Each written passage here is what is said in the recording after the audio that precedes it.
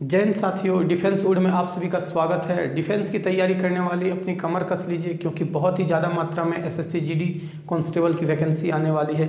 तो आज इसी पे पूरा वीडियो होने वाला है। एक एक चीज़ पर हम लोग चर्चा करने वाले कि क्या योग्यताएं होगी, इसका रनिंग कितना होगा, चेस्ट क्या होगा, रिटेन का सिलेबस क्या है, एक एक डिटेल्स चर्चा होगा। अंत तक बने रहिएगा। और अगर अभी तक चैनल को सब्सक्राइब नहीं किया है तो रुक जाइए, पहले वीडियो को पूरा देख लीजिए। अगर अच्छा लगेगा तो अंत में सब्सक्राइब कर बेल आइकन को प्रेस कर लीजिएगा। आइए स्टार्ट करते हैं। और हर साल साथियों एसएससी जीडी जो है, स्टाफ सिलेक्शन कमीशन जीडी मतलब होता है साथियों जनरल ड्यूटी कांस्टेबल की भर्ती, जो आप देखते होंगे कि हर साल 50,000 तो कभी 60,000 कभी 30,000 की मात्रा में जो है वैकेंसी आती है। तो एसएससी जीडी इस बार भी जो है 24,605 पदों पर वैकेंसी नोटिफिकेशन को जारी करने वाला है। तो एक एक करके चर्चा हम लोग करते हैं। तो सबसे पहले हम लोग जिसका जानते हैं कि इसकी में जो एसएससी जीडी है वो पद कितना होने वाला है। तो याद रखिएगा 24,605 पद होगा। इसमें से क्या क्या होता है तो देख लीजिए। इसमें से होता है सीआरपीएफ, सीआईएसएफ, आईटीबीपी, एसएसबी, ये सब जो है बीएसएफ, ये सारा पद जो है बटा हुआ होता है 24,605 में।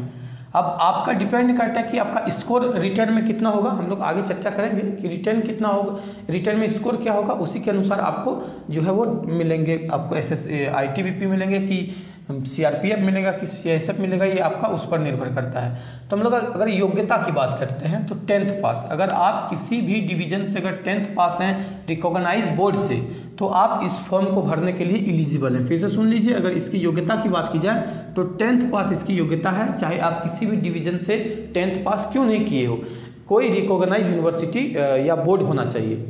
हम लोग नेक्स्ट बढ़ते हैं और हम लोग उम्र सीमा की बात करते हैं कि आखिर इसकी उम्र सीमा क्या होने वाला है। तो इस बार जो वैकेंसी आ रहा है, अपकमिंग जो वैकेंसी है 24,605 का, इसमें 1/1/2023 से इसकी उम्र की गणना की जाएगी। यानी इसका मतलब यह हुआ कि अगर आप जनरल और ईडब्ल्यूएस कैंडिडेट हैं तो 1/1/2023 तक आपकी उम्र न्यूनतम 18 साल और अधिकतम 23 साल होनी चाहिए। अगर इससे बाद आप हैं तो नहीं भर सकते हैं, और अगर 18 से नीचे भी हैं तो आप इस फॉर्म को नहीं भर सकते। कब? 1/1/2023 को।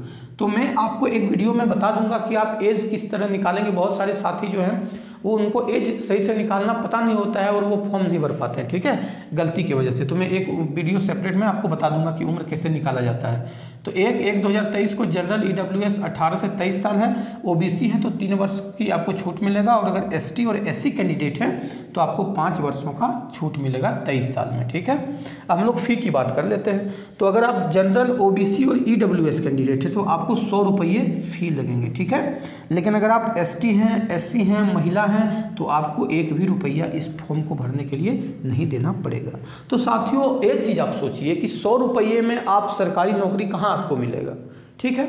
आपको 100 रुपये में सरकारी नौकरी कहाँ मिलेगा। एक आप देखते होंगे इंजीनियरिंग या एमसीए बीसीए लोग जो करने जाते हैं वो 8 लाख 10 लाख 12 लाख फी पे करते हैं, उसके बाद भी उनका जो है कैंपस सिलेक्शन नहीं होता है, या बहुत मुश्किल से उनको बहुत कम मतलब जॉब मिल पाता है। और आपको 100 रुपये में मात्र आपको यहाँ पर ये जो है बनाया एसएससी जीडी बना दिया जा रहा है। तो कितनी अच्छी बात है, आप इसका तैयारी करिए जो भी इसको एलिजिबल है। अब हम लोग आइए बात करते हैं सिलेक्शन प्रोसेस की कि इसकी सिलेक्शन प्रोसेस क्या क्या होगा। तो सबसे पहले आपका रिटन टेस्ट होगा, फिर पीएसटी होगा, पीएसटी और जो पीईटी होगा ये आपका एक साथ होगा, ठीक है। पीएसटी होता है दोस्तों फिजिकल स्टैंडर्ड टेस्ट, और पीईटी होता है physical efficiency test. Physical standard test में आपका हाइट चेस्ट मापा जाता है, और जो पीईटी है यहाँ पर आपका फिजिकल एफिशिएंसी टेस्ट, इसमें आपकी दौड़ मापा जाए, मतलब आपका दौड़ देखा जाएगा कि आप दौड़ पा रहे हैं या नहीं पा रहे हैं, आपकी एफिशिएंसी को चेक किया जाएगा। ये दोनों जो है आपको एक साथ होगा, ठीक है। ये दोनों क्या होगा साथियों, एक साथ होगा। और फिर उसके बाद होगा मेडिकल एग्जाम, और मेडिकल एग्जाम होने के बाद अगर आप मेडिकल में क्वालिफाई करते हैं तो फिर आपकी मेरिट लिस्ट जारी की जाएगी, और मेरिट लिस्ट में आपका नंबर के अकॉर्डिंग आपको विभाग बांटा जाएगा कि आप सीआईएसएफ के लिए एलिजिबल हैं कि सीआरपीएफ के लिए कि आईटीबीपी के लिए। उसके बाद आप वर्दी पहन लेंगे साथियों, और आपको मतलब वर्दी पहनने का जो सपना है वो पूरा हो जाएगा। अब लोग अगर रिटर्न है तो सिलेबस की बात कर लेते हैं। तो देखिए इसमें जीके और जीए, ठीक है। जीके मतलब हो गया जनरल नॉलेज, और सीए मतलब हो गया करंट अफेयर्स। तो दोनों इसमें मिक्स रहता है। 25 क्वेश्चन आपको देखने को मिलेंगे, रीजनिंग से 25 क्वेश्चन देखने को मिलेंगे, मैथमेटिक्स से 25 क्वेश्चन देखने को मिलेंगे। और अब आगे हम लोग चर्चा करते हैं इसका फिजिकल स्टैंडर्ड जो टेस्ट है और पीईटी जो फिजिकल एफिशिएंसी टेस्ट है उसकी चर्चा करने वाले हैं। तो याद रखिएगा सबसे पहले इसमें इंपॉर्टेंट है हाइट।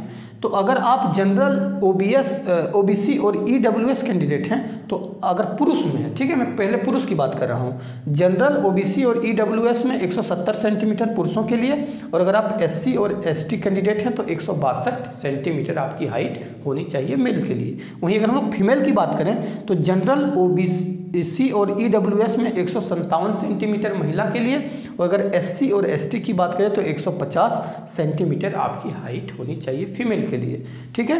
अगर छाती की बात करें तो महिला का छाती का मेजरमेंट नहीं किया जाता है। अगर पुरुषों की बात करें तो जनरल ओबीसी और ईडब्ल्यूएस है तो 80-85, मतलब 80 नॉर्मल में और 5 आपको एक्सपेंड करना पड़ेगा। अगर एसटी और एससी कैंडिडेट हैं तो 76 नॉर्मल होना चाहिए और 80 आपको एक्सपेंड करके करना पड़ेगा।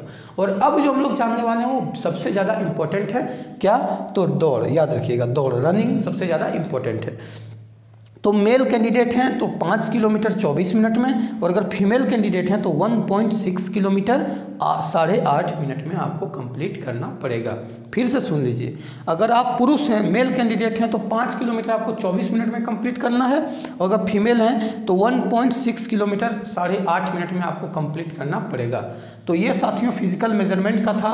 और बाकी एक मैं सेपरेट वीडियो आपको मेडिकल का बना के बता दूंगा, जिसमें मैं आपको हर एक छोटी छोटी चीज़ बता दूंगा कि आपकी क्या होनी चाहिए और क्या नहीं होनी चाहिए, क्या अगर ऐसी प्रॉब्लम है जिसको आप ठीक कर सकते हैं, जिसके लिए आपको रिमेडिकल मिलता है, और कौन ऐसा प्रॉब्लम है जिसके लिए आपको रिमेडिकल नहीं मिलता है, आप रिजेक्ट हो जाते हैं। तो एक एक चीज़ का सारा डिस्कस मैं नेक्स्ट वीडियो में आपको मेडिकल से रिलेटेड बता दूंगा कि नॉकनी, फ्लैट फुट, ये सब क्या क्या होता है और इसको कैसे ठीक कर सकते हैं। मैं उसमें आपको ठीक करने का भी कुछ कुछ तरीका बता दूंगा कि आप अगर ये प्रॉब्लम आपकी है, अगर क्योंकि मैं अभी तक अपने जो पूरा जब अभी तक का जो मेरा सफ़र है इसमें मैं 3-4 मेडिकल से गुजर चुका हूँ, ठीक है। तो मुझे इस चीज़ का बहुत अच्छी तरीके से आइडिया है कि मेडिकल में क्या क्या होता है और क्या क्या मतलब उसमें देखा जाता है। तो साथियों ये सारा जो है एसएससी जीडी का आपने देखा आज का। अगर इस क्राइटेरिया में आप आते हैं, ठीक है, जो मैं आपको योग्यता बताया हूँ, अगर ये योग्यता को आप फॉलो कर रहे हैं तो फिर आप इंतज़ार मत करिए, आज से ही बल्कि अभी से ही आप इसकी तैयारी में लग जाइए। और सबसे पहले तो इसकी तैयारी में ये लगिए कि आपको इसका दौड़ जो है वो कंप्लीट करना है, साथ ही आपका रिटर्न एग्ज़ाम बहुत इंपॉर्टेंट है, क्योंकि सबसे पहले जो है आपका रिटर्न एग्ज़ाम ही होगा। रिटर्न एग्ज़ाम के बाद फिर आपका अन्य जो है एग्ज़ाम होगा। तो याद रखिएगा कि रिटर्न एग्ज़ाम में फिर से एक बार बता देता हूँ कि मेरा एक और चैनल है, अगर आप लोगों को अच्छा लगेगा आप पहले उस पर एक बार जाइए, डिस्क्रिप्शन में लिंक है उसका, जाइए वहाँ पे खोलिए और वहाँ पर मेरा अन्य वीडियो बहुत सारा अपलोड किया हुआ है, उसको देखिए। अगर आपको अच्छा लगेगा तो आप चैनल को सब्सक्राइब कर लीजिएगा। और मैं फिलहाल उसमें अभी हो सकता है आज से ही मैं उसमें एक जीके का और एक हिंदी का, ठीक है, एसएससी जीडी बेस्ड क्लास शुरुआत करने जा रहा हूं, तो आप लोग उस चैनल को सब्सक्राइब कर लीजिएगा। तो साथियों ये सेशन अगर अच्छा लगा है तो चैनल को वीडियो को शेयर कर दीजिएगा, लाइक करिएगा और सब्सक्राइब कर बेल आइकन को प्रेस कर लीजिए, जिससे आपको आगे की वीडियो की नोटिफिकेशन मिल जाया करे। वीडियो में अंत तक बने रहने के लिए धन्यवाद। जय हिंद।